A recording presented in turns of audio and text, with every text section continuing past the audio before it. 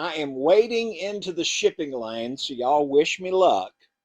The idea that Malia during the series and now Allison in the movie are somehow not the same age as the other characters is silly and just another way for anti-fans to troll shippers on the internet.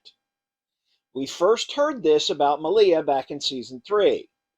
Paragraphs and paragraphs were written about how because she turned into a coyote at age 9, that would mean that when Scott scared her back to human, she was still mentally 9 years old.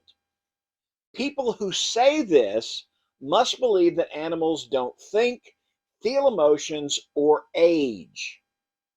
Malia grew to full coyote adulthood. Most of these animals in the wild only lived to be 3 years old. So she was the oldest and wisest coyote in the greater Beacon Hills region and lived and learned everything she needed to know to survive. She then resumes her human form, which has aged right along with her coyote form. Now, critics want to say she is somehow still mentally a child. That's dumb. Just because she doesn't know math and which fork to use with soup doesn't mean that she has the mind of a child.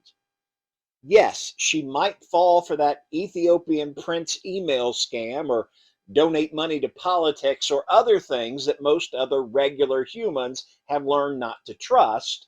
But she's actually older and much wiser than her peers when it comes to one-on-one interactions, because fighting for survival and eliminating threats is her basic programming.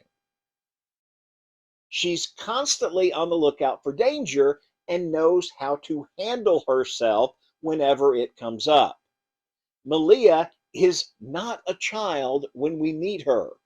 Now, Allison's situation is a bit of a trickier proposition. First, the whole concept that Allison is back requires that the human soul be a real thing that exists in this universe. Human souls continue after the death of the body. Where they go in this universe once the body dies, we don't know. But the spirit survives and it is fully intact. And if you can build a new body out of Nematon energy, the spirit can return to Earth and walk and talk and do all the other things. Again, like with Malia, the puberty trolls want to act like Allison's consciousness ceased to exist when she died. If the human soul survives the body's death, then Allison did not cease to be. From the moment she died, Allison's life as an immortal soul continues.